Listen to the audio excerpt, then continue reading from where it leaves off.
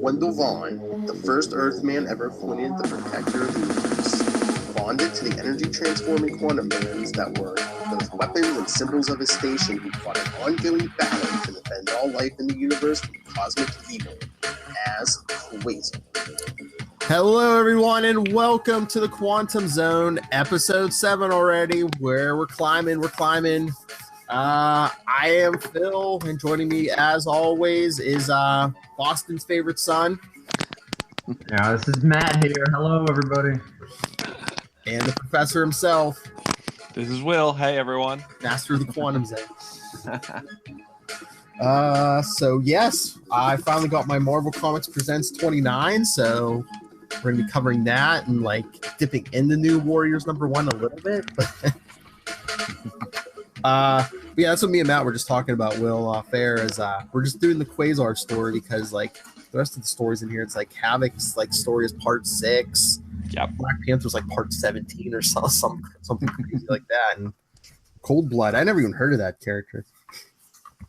Oh, was he a cyborg or something? Yeah, I read the story, but I was kind of lost because it wasn't the first part. But I mean, I'm pretty well versed in the Marvel universe, and I've never heard of this character. But then the last story in the issue is Quasar. Like I was telling Matt, I was kind of sad because I realized this is probably going to be the last Mark Gruenwald, Paul Ryan story of Quasar I'll ever read. Yeah. Because I've read all the regular series ones, so. Yep, absolutely. Oh, there's a bit of an Easter egg in. Give me a second. There's an Easter egg in DP 731 or 32, I think. But basically, on the splash page. Okay. There's a poster behind in the background, and it says "Coming soon from the House of Ideas," and it's Quasar. Wow! So it's by Grunwald and Paul Ryan. Wow. I think the inker was Danny Bulanati as well. I mean, it's the same team that moved on to Quasar from DP7. I'll see if I can find it. I think I've seen it somewhere. They're pimping their own work. Okay. Hey, why not? DP 731, you say? I'll be on the lookout for that. I think so. I will verify that in just a moment. All right. All right. So, yeah, Marvel Comics Presents 29 from 1989. You might have trouble tracking it down. I know I did. So, yeah, the last story, the fourth story in this issue, because this story is only, 8 pages. The headlining story, closing it out. It says, this man not yet out of his 20s, so he's somewhere between, 21 and 29. Yeah. Is the universe's best hope. This man is Quasar. And since it's 8 pages, we don't get to see the quantum bands tingle. He's already taken off. Says this could be it. The threat to the universe that I was appointed to combat. Mm-hmm. And the no stars behind him. The no stars in the trail. Oh yeah. I do like this the artwork for the first page where it came from within, because it's just got the black and white city behind him and he's in color. Yeah, is that we're talking merch ideas last week, a good t-shirt would be that, Oh yeah. That looks almost like a photostat or something weird because it doesn't look like typical art, That's what I was gonna say. Did they take an actual picture and kind of do I think they may have. Yeah, it looks like it could have been. But yeah, like I said, this is a Mark Gruenwald story, penciled by Paul Ryan again, Danny Bulanadi, Janice Chiang, and Paul Becton, colorist. So this is kind of this is the actual team that was on the Quasar book. So chronologically, we're at the perfect spot for this. But did this come out around when did the first issue come? What issue number? So this was 29. What's it say on it? Early October 89. Yeah. Yeah. So Quasar. In the sequence, I think it comes out before 3 or 4. Maybe. Yeah. Yeah, I think it does. Yeah, because it's December. It's December. Okay. Yeah, because I was gonna say I don't know. I don't think he even calls out Eon by name here either. So I don't know if they're trying to keep that a secret still. And so they kept the intro short on the actual page, but it kind of gives a little extended intro on the inside cover. He is the latest in a long succession of beings who have bore the gravest responsibility of all, the protectorship of the entire universe. To carry out his mission, he wears the quantum band's twin alien power objects, enabling him to bend virtually all energy to his will. Nice. So it's kind of like an alternate of what they, of what you hear in the intro to our show every week. Yeah, because the intro, I took that from the regular series, like that would appear at the top of like the first page of a lot of the issues. Yeah, they were kind of fine tuning still. Yeah, definitely. So yeah, Quasar's taking off. He says, "It's my job. Check this out. As fast as my wristbands can whip those anti-gravitons around me." That's not expositional at all, is it? yeah. But again, Grunwald, with thinking characters, Quasar's thinking next page. I wonder if it's possible that the universal menace will not create an energy disturbance when it rears its head. There's those seeds of doubt again. He's new to the job, and he's wondering if he's going to be able to detect it, if it's going to be harder than he initially thought of when he agreed. And like I was saying, again, he says, "Oh, maybe they might not give me the advantage my mentor says." Again, he's not calling out Eon. I don't know if By that's name, just yeah. So if they're trying to still keep that in the wraps. So it does take place after issue 3, but before issue 4. Yeah, and he's out with doing. He's everywhere. He's in Thor annuals. He's in Avengers annual with the the initiation and the 305 to 308 saga. More. That's where we're going next. But yeah, he locks on, realizes there's trouble in Florida. And then he says, "What's that? Looks like a tornado down there. What is that? Gunk whipping through the air." And I like that, Gunk. Gunk. Go ahead.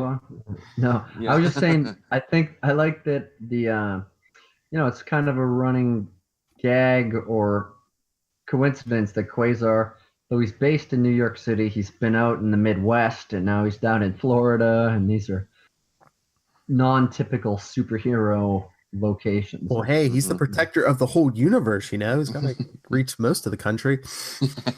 Good point. And look what Grunwald did when he took over Captain America. One of the first things he did was he had Cap, get in a van and start traveling the country. So, Yep. Gotta hit those secondary markets, Yeah, I think besides like the West Coast Avengers, I think after that Grunwald was like, well, yeah, why are all these guys like all in New York? Because that's where we publish the comics. No. Exactly. And we don't make up fake cities like DC.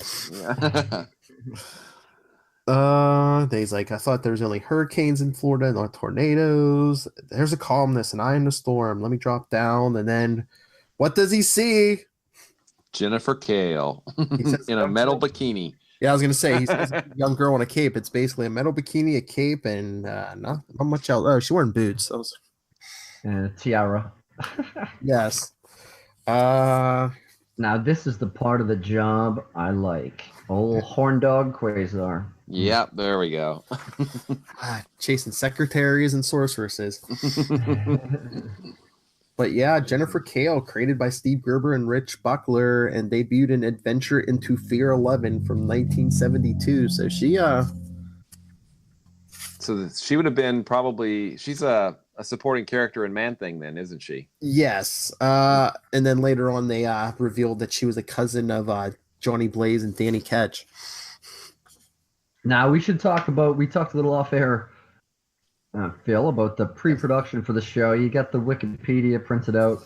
Yep. I went to the Boston Public Library, the oldest public lending library in America, and I looked up their entries in the Marvel Encyclopedia, which I got from the teen library section of the library, and was available for in-house reference only.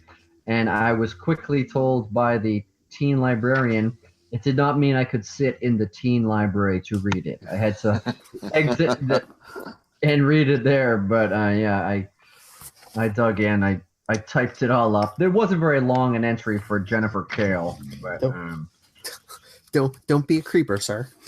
no. It didn't help that I was dressed in an odd costume from giving duck tours. I dress up as with a martial arts gi and rubber ducky socks. But yeah. What do you mean I'm not a teen? Yeah. Trying to lure children, sir. Yeah. But it's so she's the granddaughter of Joshua Kale, the leader of the cult of Zered Na, and named after a sorceress who lived in Atlantis before it sank. So yep, a lot of Atlantis connections in Quasar, you know. Yeah, the sorceress was from Atlantis, 18,000 BC. Oh. But yeah, Jennifer was born in the fictional town of Citrusville, Florida. So Florida native, makes sense. She studied her family history in an early age, eventually became an asset and ally to the Man-Thing, as we will see. That's right. Mm-hmm. Soon after, Jennifer and Man-Thing became mentally bonded, and she learned his identity as Ted Salas in his life history. Oh, got Quasar. She has a man. She has a man thing. She has a thing for Man-Thing. Yeah. He just gets her because he can't communicate. He's just an empath. Just goes on feelings. So, you know, got to keep that mood in check when you're hanging out with the Man-Thing, I guess, because he feeds off of fear. He gets real angry when people are fearing around him, and they will burn to the touch. Yep. Yeah. Yeah, Man-Thing recently showed up in the Damnation crossover, the Doctor Strange. Oh, cool. Yeah, the last issue that just came out this week. That's crazy. And so Jennifer Kale is also, she's kind of got interesting company. According to the Marvel Encyclopedia, she's an ally of not only Man-Thing, but Howard the Duck. Oh, yeah. Yeah. And a founder of the Legion of the Night, along with Topaz and Santana as the three witches. Oh, wow. Do you guys remember the Legion of Night series that Will Portacio did? It was, God, this would have been early 90s, I guess.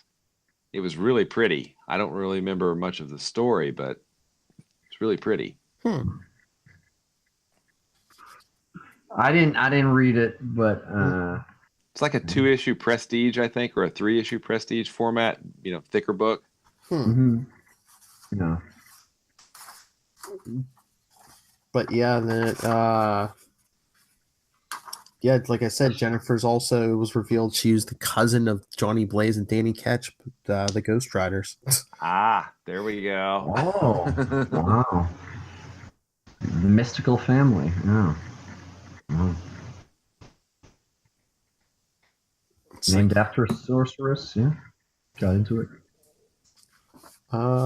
She even helped out X-Force at one point. So yeah, she's been all over the place. Has she appeared much Recently? recently? She's dead. Oh, really? She got killed by looks like she was fighting Skrulls during the Secret Invasion. Killed by Victoria Hand. She's apparently killed by Victoria Hand, who's at the time possessed by Daniel Drum, who's Brother Voodoo's dead brother. But Jennifer uses dark magic to return to life, but at the cost of having no skin on the right side of her face. That's an oddly specific price to pay. Let's see Quasar take her on a date now. Yeah. I guess Man-Thing doesn't care. He's kind of, tough to look at anyhow. Man-Thing ain't judging anybody by their looks. Not at all. So, yes, back to the story. Jennifer was like, not only is she half naked, she's stuck in mud. So Quasar pulls her out of the mud. They introduce themselves. He's like, interesting outfit you have. No time to explain. He's like, don't worry, no explanation needed. And then she said the Man-Thing is ill, and that's when he sees Man-Thing leaning against a tree. Well, I love it that he says, "I've heard of this swamp," because he studies too. He's connected. He knows about any connections, especially after he becomes an Avenger. I'm sure he goes through their files, so anybody that they've ever encountered, he's going to know about because he pays attention. It's kind of cool. Yeah. Plus, I'm sure Project Pegasus probably has files on like weird stuff too. Yeah, exactly. Plus Shield, he was a Shield agent. Got 3 different databases to pull from. I like that. A lot of legwork. So Quasar's like, what seems to be the problem? And he gets the big backhand by Man-Thing. She's like, what God, his pain is making him lash out or whatever he comes near. And he's not holding a grudge, right? He just says, okay, whoa, hang on. Time to restrain him. And Jennifer's like, oh, there now, baby. Let me have a look. Now, should we dig in a little to the background of Man-Thing and how he got that way? That's what I was going to say. Let's jump to Man-Thing. The Man-Thing, or Dr. Ted Sallis, is a fictional character, blah, blah, blah, blah, created by writers Stan Lee, Roy Thomas, and Jerry Conway, and artist Gray Morrow. Character first appeared in Savage Tales #1, May 1971. So he appeared even before Jennifer Kale. Went on to be featured. And he is a big full-page entry in the Marvel Encyclopedia. Oh yeah, he's got the stuff. Out of the 3 characters we're going to be talking about, or the 4, he's got the thickest Wikipedia by far. Yeah. So Sallis was a research scientist trying to replicate the super soldier formula that empowered Captain America in the 40s, but then AIM tried to jack him for it. So he took it so it wouldn't fall into evil hands. And then he crashed his car in a swamp. Yeah. Boom. That trick never works with the super soldier suit. Only once did it ever work. Yeah, and his lab is right near a swamp. Yeah. His lab is real near a swamp. And it just so happens that the swamp is also near the nexus of all realities, a mystical gateway that linked a myriad of dimensions of existence. Which we will visit, or we will encounter again in Quasar number 50. Oh, yes, that's right. That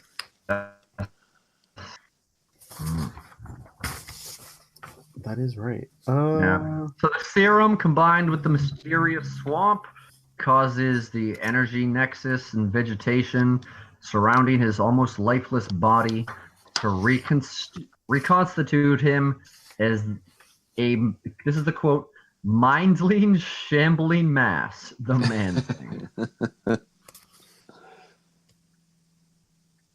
But he's empathically attuned to his surroundings, so he's still got the soul, and he reacts only to the emotions of those around him. So he's an emo kid. And whatever knows fear burns at the touch of the Man-Thing, right? Yeah.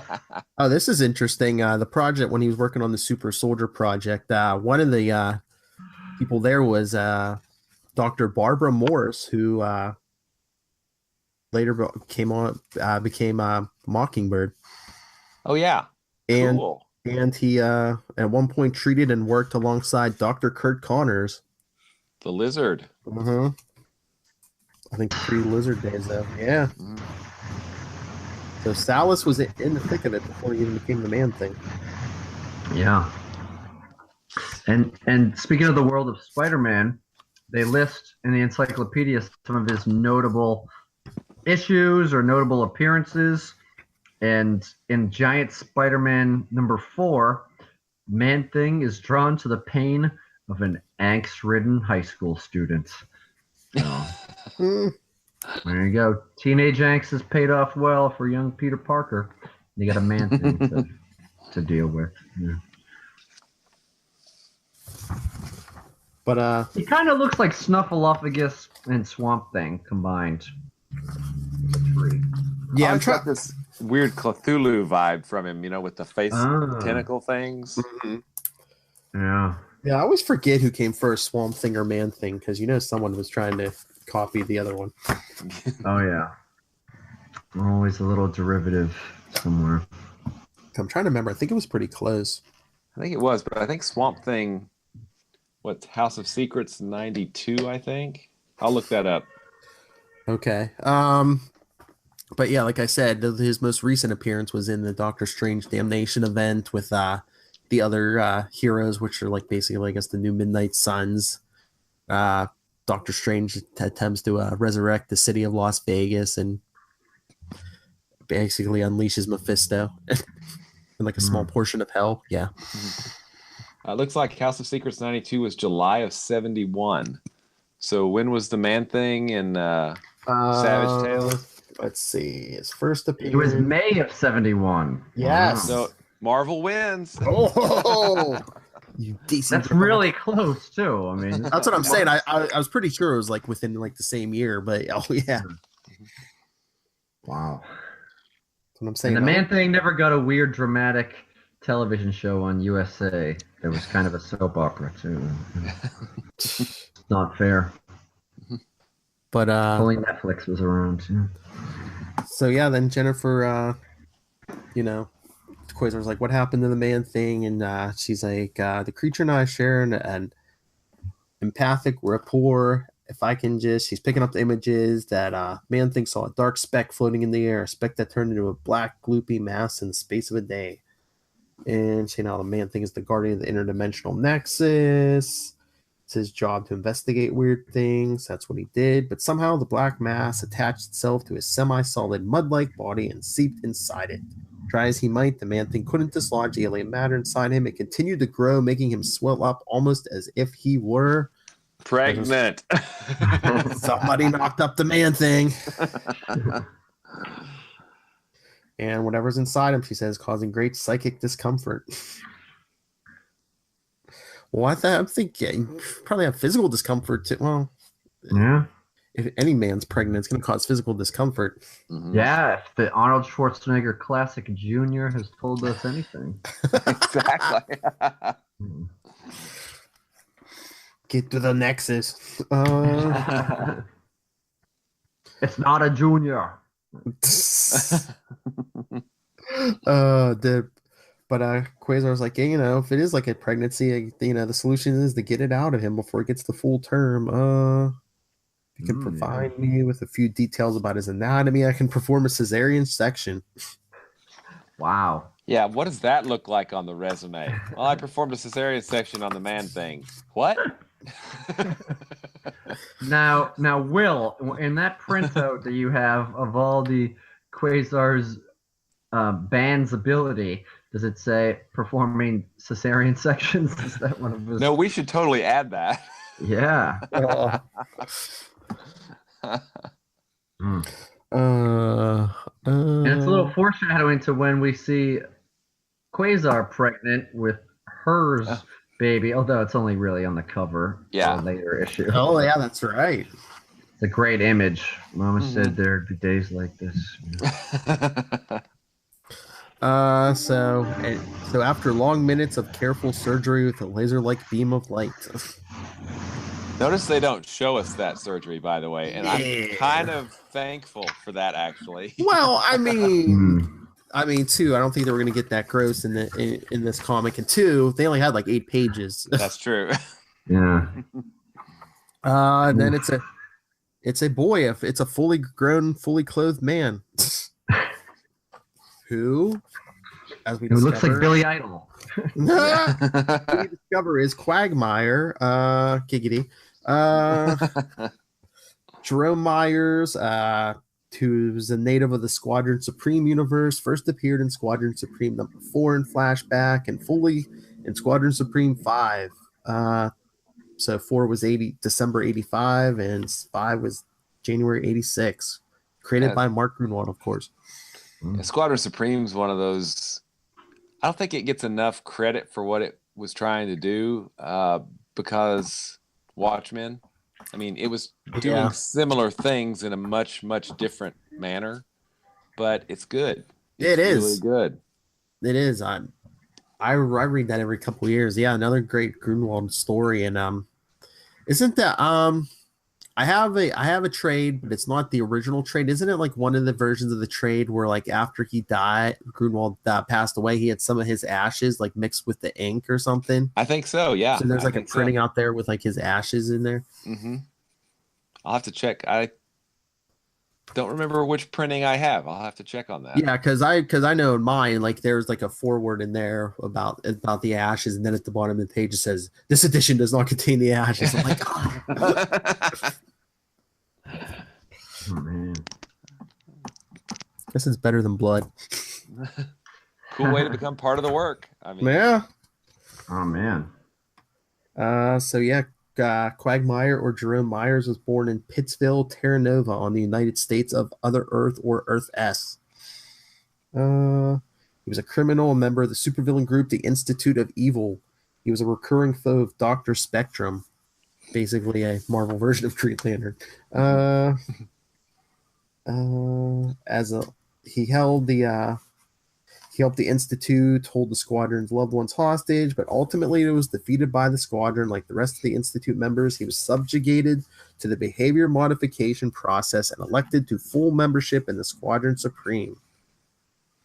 But then, when he was working with the good guys, like Nighthawk freed him, I think, didn't he? So they could fight the fascist tendencies of the squadron, I guess. Well, that's what I was thinking too, but then I remember in here it says, remember when he was trying to save Dr. Decibel, Quagmire was sucked into the hole in his brain that is a portal into the dimension from which his dark matter originates, and was presumed deceased by the squadron. Oh, cool. I forgot about that. So, but basically, that's what, after he got sucked into the portal, this is where he pops out of the man thing. I guess his behavior modification wore off too. Well, that's what it says. It says Quagmire's body passed through the body of the seemingly pregnant man thing. This passage apparently reversed the effects of the behavior modification, restoring his old criminal renegade personality. And like we were talking before, he does appear later in the Quasar series because he's contacted by the chief examiner. Yes, that's late 30s and early 40s, I think, right? Well, yeah, the chief examiner frees him from the vault to push Kayla through that portal. Yep. And then, what is it, like the mid 40s? He battles Quasar again, but. So basically, Quagmire wakes up and attacks Quasar, hands off the merchandise Blondie.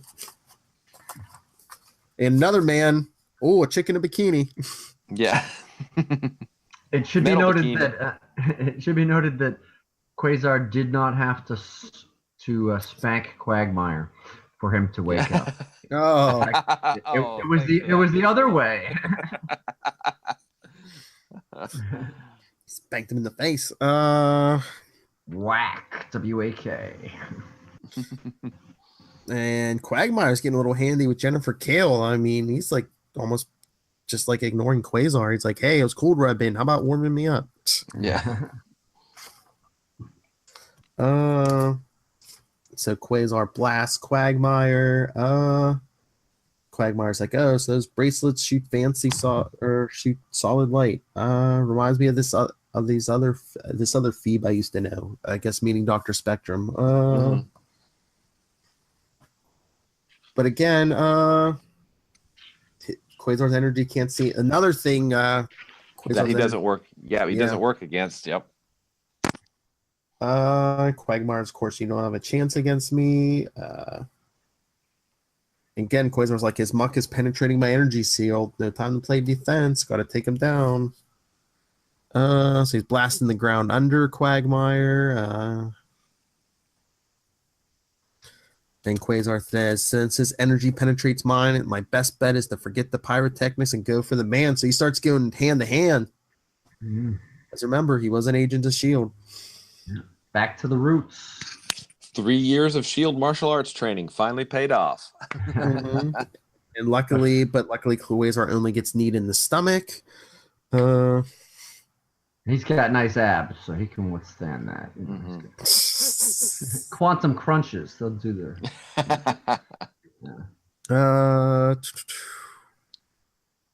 Oh yeah, it even says 3 years of shield training. But of course, once he knocks out Quagmire, that stops the Mudstorm. Oh yeah, Jennifer Kale's putting back on her that cape fell off, so She's got to cover up a little bit. Right? I guess, yeah. But she said she was able to pluck images from his mind. That he's from another Earth, where he was a member of a club called the Squadron Supreme. Club. It's like Bridge Club. And Squadron will show up. Squadron will show up in Quasar in like 13, right? Yeah. Journeys into Mystery. The beginning, yeah. But they get referred to as the X Squadron Supreme in that one. Is there any? Can you guys shed any light on that background for me? Because I was Didn't they? familiar. Did they? They were from another reality. I know that. They were Yes. from a different version of Earth. Well, there's the Squadron Supreme series. After the series, there was a graphic novel that had to do with the Nth Man going back and repairing the damage to every reality. There was some kind of magical. I can't remember. I think I have it around here, but do you remember? I don't know if I read that series, but isn't the whole thing within it? Isn't that how they got thrown into the regular Marvel universe? Like after that, but but no, the original series. I remember they were basically behavior modifying criminals and trying to like save the world by like running it until in the end they quit. Hyperion's like, oh, we surrender, or we quit, or whatever. So that's why I think they're calling themselves X Squadron. Ah, okay, makes sense. They're basically they're still a team, but it's just basically like, oh yeah, we quit. Mm-hmm. Sort of like the artist formerly known as Prince was really Prince. Yeah, exactly. Yeah. Here's a symbol. And then there was like they tried to reboot it. I think there was like a one shot. What is it like? Mid to late 90s. I have. Yeah, I remember that too. Yeah. They crash land them back here on Earth or something, or they crash land them somewhere. And then I think it was either late 90s or early 2000s, like when there was an Avengers annual they were in, and I just remember Captain America yelling at them because they got like brainwashed for like the 4th or 5th time. He's like, yo, every time it's with you people, you get brainwashed. What is the deal? Come on. Yeah. It's like people that fall for that. You have a virus, you have to call this number and give them the credit card so they'll fix it. I know a couple people that have filmed that multiple times somehow. Oh well. But we still got a couple more panels to wrap up, including Quasar basically asking if he can call J. Kale sometime. And, she says anytime unlisted. Well, okay, look you up. Jennifer Kale, swamp in Florida. All right. And I don't think he ever calls her back, so this is maybe the first comic book ghosting that's ever been documented. I don't know. Oh, I mean, isn't she in that issue 50, Will? I think so with Man Thing when he comes out, and I think she's helped kind of gather lots of people to go fight whatever it is. Because I think at the end when Quasar pops out, then there's like a whole group of Marvel heroes. They're ready to. All right, so this is one of the many Grunwald plant a seed, pay it off much later. Oh yeah. The same way that he brings back a lot of obscure members of the Marvel universe that have bigger roles later on, which we have seen. Well, we will see a lot, especially in the first 30 issues of Quasar. And But as they're waving goodbye to each other and Quasar's taking Quagmire away, he says, disturbing to think there's even one substance my quantum bands are powerless against. Isn't there more than one? Oh, yeah. Dark Force. Yes. Can't affect Dark Force. He can't affect magic. I mean, there's so many. I'm guessing at this point, maybe he didn't know all that, but I thought I thought there was at least one other thing at this point that. Yeah.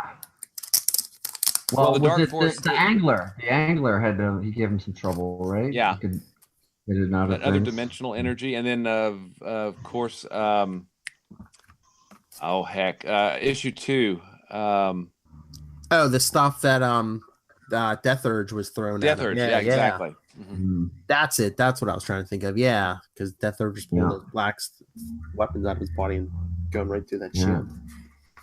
Arrows galore. Yeah. Huh. So it's a learning curve for young Wendell Vaughn. You know, he's you think you have a invincibility, and then you're immediately proven wrong. There's a lot of Multiple asterisks. times. Yeah. I was like, why did Quasar only get one story? All the rest of these guys in here were getting multiple parts, but I guess because he was getting his own series, that's why he didn't get like a multi. Maybe, but I mean, the X-Men, they got their own series. Well, Black Panther. Well, late '80s X-Men. Come on. Yeah. Okay. Yeah. They knew you threw slapping X-Man, especially Wolverine on something. You're going to be making them. Oh, Yeah, these Wolverine's these the were next expensive ones at $1.25. That's right. Oh yeah.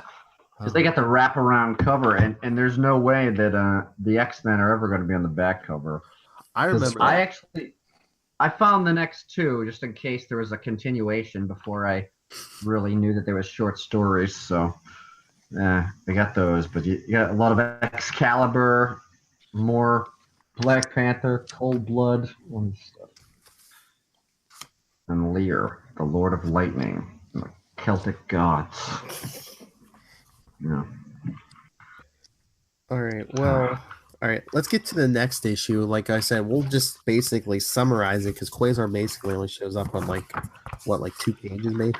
Is that New Warriors? Oh, the new. Yeah. Yeah. Okay. It's like basically in 3 panels. But yeah, New Warriors #1. This is the second printing. You can tell by the background color. Heroes for the 90s because this was what 1990. Yes. Yeah. July 1990. Yeah. So. Basically, new character Night Thrasher is putting together a young team with Nova. Well, they're calling him Kid Nova at this point. Yeah, he makes his debut, and he's already trying to. Bring about a group. I know. I mean, Richard Rider Nova. I mean, he's at least college age here, and they're calling him Kid Nova. That's like Matt sitting in the library in the teen section. They're calling him, Yep. Because Nova, he was just plain up, straight up Nova in his own series. Now he's Kid Nova in the New Warriors. Yeah, I know. He was like in high school when they were calling him just Nova. I think they were trying. Wasn't the Herald of Galactus Nova? Frankie Ray, well, one of the heralds. Yeah. So I don't know if they were trying to. They were just going young for the demographic, Mm-hmm.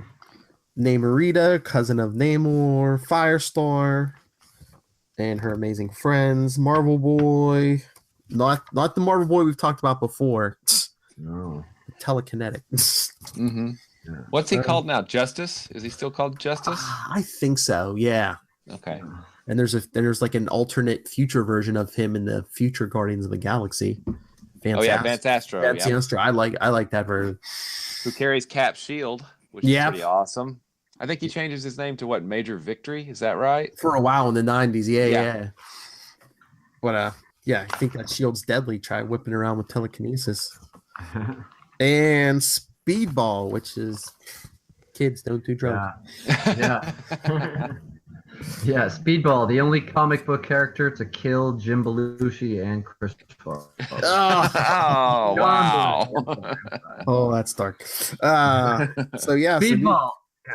So New Warriors 1 starts off with Night Thrasher. He's approaching Richard Rider, and he's like, answer the question. Aren't you Richard Rider? And he's like, yeah. But I guess Richard doesn't think he has his powers anymore until Night Thrasher drops him off a roof. Yeah. And he's like, how did you know I still have my powers in me? And Night Thrasher's like, I didn't. Yeah. Hey, you know what? That's awesome. Let's team up. I want to be on your team now that you just tried to kill me. That's awesome. I know. And then the next day, I guess, Marvel Boy heads for Avengers Mansion. till he gets tied up in the security system. Captain America lets him go, and basically, again, Ben Grimm. Everyone knows Ben Grimm. Captain America says, Ben Grimm, filled us in on your current status. And I guess Marvel Boy wants to be in the Avengers, but Cap's like, you're a little young. Why don't you try again in a few years? Yeah. And Vance is like, well, I can't be an Avenger unless I get experience, and I won't get an experience unless I'm an Avenger. Catch 22. Yes. I'm like, really? Tell that Spider-Man. But that's when he meets Nova and Night Thrasher. And then later in Queens, we see Namorita. Back to Midtown Manhattan. I guess Night Thrasher's building. They're hitting all the boroughs, getting all the hot young talents. Yeah. And Speedball finds out about it by seeing it covered on TV when he's at the department store with his mom. Yeah. But then they call Angelica Jones Firestar. Basically, we know who you are. Come meet us. That Night Thrasher, man. Yeah, he's a real creep. But yeah, I've been internet stalking you. I got an MIT degree in the internet. He's such a creeper. He's like, meet me in the teen section of the library. I'll be wearing the duck socks. Then we get reading about Man-Thing. Wow. Oh. That makes it so much worse. So much worse. Yes, ma'am. Do you have any books about man-things or girls in metal bikinis? Please leave, it's sir. For a podcast. I was thinking about that. I'm like, the whole Jennifer Kale in the metal bikini and man thing. I'm like, this reminds me. I like you. Would you see? I almost think you would see them on like the cover of like a heavy metal album or something. Yeah, and the fact that the first two Marvel characters that are listed in her encyclopedia entry are Man-Thing and Howard the Duck makes me think that not only does she spend a lot of time in the nexus of the universes, but the people that are surrounded by her also spend a lot of time in the friend zone. She has a type. She has a type, non-humanoids or non-humans. But yeah, back to New Warriors. Then we get to the Speedball with his cool mullet. Oh yeah. Yeah, well, it was 1990, people. Then back in Queens with Namorita. There's an attack. A digging machine, I guess, digs up, I believe. The Terrax the Tamer? Yes, Terrax. I am alive. Terrax has returned because, I think there was something with a big battle with the Fantastic Four before this. I think it's a great, if I remember right, that's one of the John Byrne Fantastic Fours. So yes, those are awesome, by the way. Wait, who did you say? John Byrne? Yeah. Byrne. John Byrne. Byrne. So yeah, Terrax has returned, all big and fiery. And then back at the rest of the New Warriors, Firestar shows up and said, "Who are you? How did you find out about me?" And Nova, and after she melts through a looks like a concrete column, Marvel Boy Nova says, point at Night Thrasher and said, "It's his idea." And he says, "We want you to join the group. It seemed like the quickest way to get you here." And as the four of them are chatting, quote unquote chatting, that's when they feel the tremor. This is like Bagley's first ongoing series, isn't it? I think so. I love his Spider-Man stuff, but yeah, I mean, most any of his stuff. Recently, he did like the first couple issues of Ben Reilly Scarlet Spider, so I was like, yes, he's back on a Spider-Man book. But he's gone again. But yeah, But yeah, Terrax is attacking, and you may say, who is Terrax? Funny. We should ask, right? Yes. First appeared in Fantastic Four 211, October 1979. It was created by Marv Wolfman and John Byrne. Ah, cool. Basically, Galactus was looking for a new herald, so he decided to change up what he used to go for, like, nice guys. So he goes for this, like, this alien warlord, and it's weird. The Fantastic Four come to him for help for defeat the Sphinx, and he's like, okay. He basically tells the Fantastic Four, "I'll help you if you go humble this guy. I can make him my herald." So yeah, they beat him, and then Galactus helps them. But then later on, Terrax is like mad. He's mad at the Fantastic Four. He's like, thanks to you, I had a nice cushy life as basically space Hitler, and you helped You ruined it. take me away. Yeah, no more job security. But yeah, Galactus wanted a herald who wasn't going to be so moral like the Silver Surfer was. So basically, Terrax found him a ton of worlds, more than any of his other heralds, but he basically double crossed him. Oh yeah, and this is one of the back issues I just got. Terrax eventually went to hide from Galactus in a black hole. Galactus thought he was too important to go into the black hole, maybe get killed, so he sends Dazzler in. He soups up Dazzler and sends her in. Gives her like herald powers.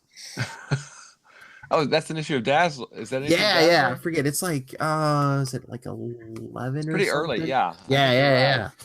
Because I just picked them up because they said there was a Quasar appearance. Because Project Pegasus basically like kidnapped Dazzler and brings her in.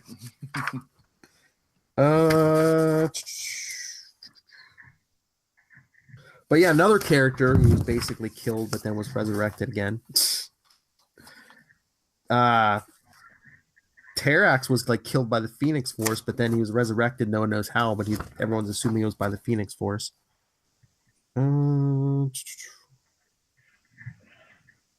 But yeah, he's basically an alien mutant who he has limited mental ability to manipulate molecules of rock and earth. Then after Galactus souped him up, he could perform feats as fine as manipulating sand and as grand as causing volcanic eruptions and moving asteroids, meteors, and planetary masses from space at high speeds. Yeah, it's interesting. Galactus kind of went on this kick where he went through the classical four elements. Yes. Earth, wind, Fire Lord, yeah. I don't think he ever did a water, though. I can't remember. Well, he did two fires because he had Fire Lord, then he had Nova. Frankie Ray Nova, yeah. And then he had Airwalker, and then he had Terrax. So, yeah. Unless the Silver Surfer, I don't know. Yeah. Water, because he's on a surfboard, if that's the closest we're going to get. Good point. So Terrax is attacking, Namorita's on her own, and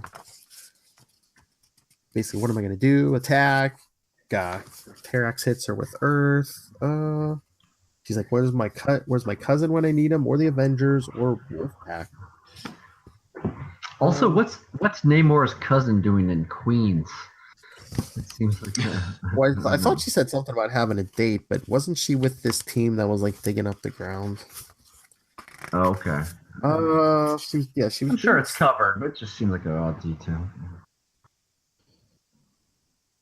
I know Manhattan's an island. Oh, I think she's there.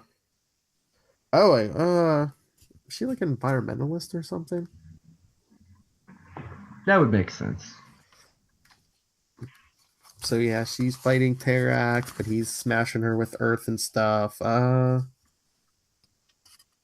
He recreates his Axe of Vengeance. AXE.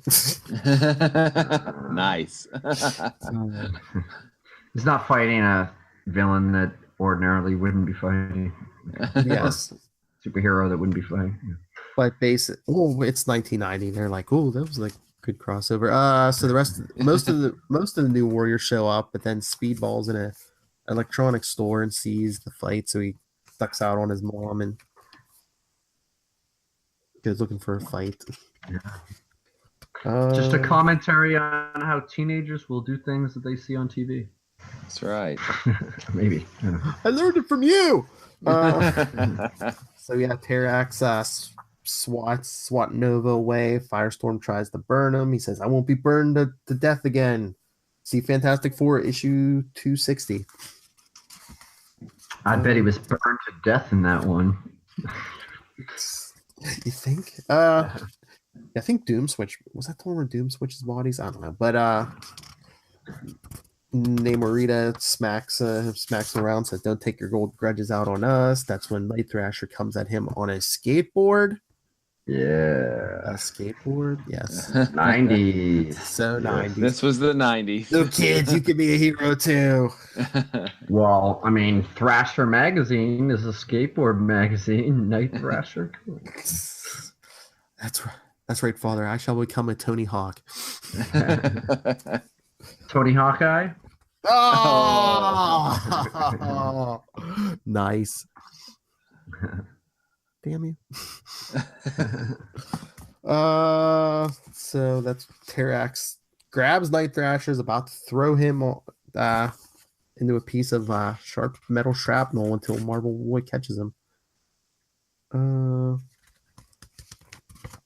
So again, battle. Namorita and Nova are smacking him around. Yeah, and smacking Terrax around. That's foreplay. That's when Speedball starts smacking him around. Speedball, I remember when I had the Marvel cards. I think he had the lowest statistics of anything. He basically just like bounces off stuff, but yeah, I associate Speedball and Slapstick, but being on the same kind of page. But Marvel Boy puts him in a telekinetic bubble and lets his kinetic motion build up until it's basically a kinetic cannon to shoot Terrax with. And again, I will kill you all. And then Night Thrasher finally comes to the conclusion he's using ground soil to replenish himself. So Nova and Namorita pull him off the ground and throw him into the sky where he seems to blow up. Mm-hmm. And they're like, "What? You had us kill him?" But of course, now that the battle's over, who shows up to clean up? The Avengers. 3 of them: Captain America, She-Hulk, and our boy Wendell Vaughn, Quasar. Mm-hmm. Yes, the man of few words in this issue.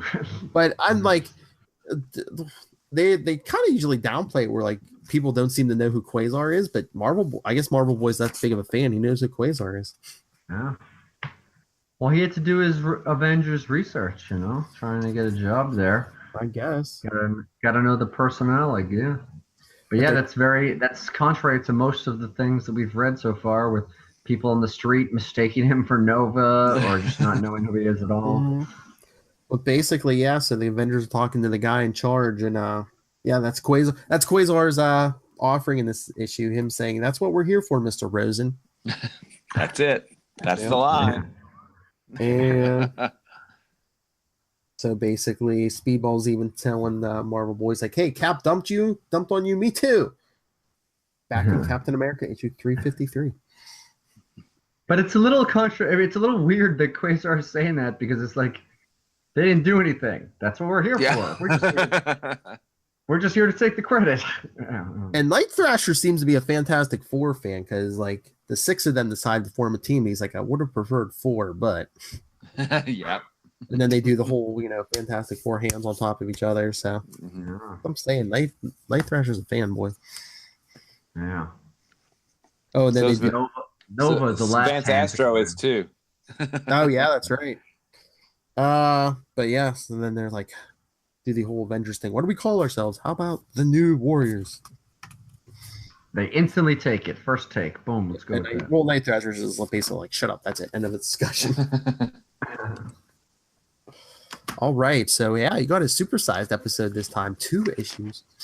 Yeah. And what do we learn from this is that never name your team New anything, because I mean, come on. Pretty soon you're not going to be new. And I was going to say 5 years in, you're going to seem pretty silly.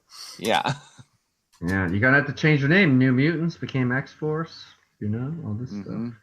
All these X teams, X Force, X Squadron Supreme.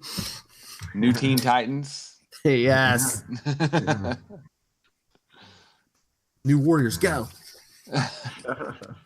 But yeah, so like we were saying, next episode, next episode, we're gonna do Avengers 305, where they form that new team after the whole supernova thing, which has a pretty great splash page on it. Yes, like I said, they made a poster of that at one point. But yeah, I hope that I haven't read ahead yet, but I hope that 305 is just the Avengers taking credit for a bunch of other superhero teams' accomplishments. okay, Hawkeye. I'm sorry, Tony Hawkeye. I found that it's DP7 number 30. I think I sent you guys a link. Yeah, I did see the link. Yeah, so everyone listening, DP7 number 30. If you want to check out that Quasar Easter egg. For the real completionists out there. Oh, nice. But yeah, so the next arc we're going to be doing the next couple episodes is Avengers 305 through 308. Yeah. So do we have anything else, or should we get out of here? Let's get out of here. I'm good. All right, yeah, because I think we might be over an hour close to it. Yeah. All right, everyone, send us your thoughts. Like I said, on any of these issues, if you want to read ahead. Matt's already digging into the cupcakes. Oh yeah. Will didn't see these. My wife made Avengers themed cupcakes. Oh, very cool. Show them the Quasar one. She made a Quasar one. Awesome. Too. That is so awesome. Yeah. So thank you. Yeah. Yes. If you would like to pay Matt's wife to make you Quasar cupcakes, get a hold of us, capesandlunatics@gmail.com, or on Facebook, facebook.com/QuantumZonePod, @QuantumZonePod on Twitter. On Instagram, you can find us on CL Sidekicks, and our voicemail 614-382-2737. That's 614-38-CAPES.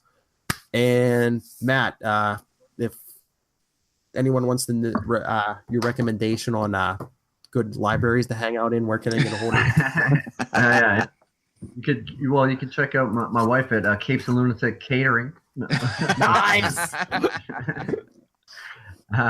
Just the Matt Kona, MATTKONA. I'm out there. Find me at your local library teen section in the band corner. We'll be there. Yeah. All right, and Will, master of the Quantum Zone. You can always find me at the Quantum Zone, admin at Quantum Zone, or I'm at Walred on Twitter. Find me on diaryofnight.com, which is my creator-owned book, or willallred.com. If you're not able to get a hold of me, you're just not trying. Yes, we have so many ways to get a hold of us. All right.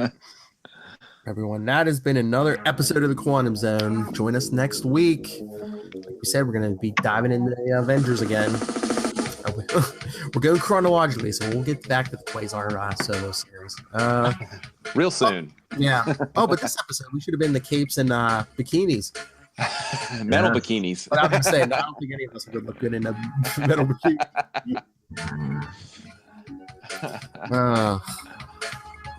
Fun times.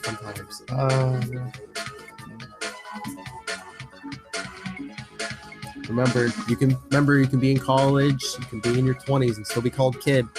That's right. And there's how many? That's a question. How many characters have been called Marvel Boys? Oh, man. And how old is Namorita anyway? Isn't she like 40 or something? I don't know. It's probably that weird Atlantean aging. As long as there's a character like you, I guess you could be like a kid sidekick even when you're middle age. Yeah. And that's one to grow on.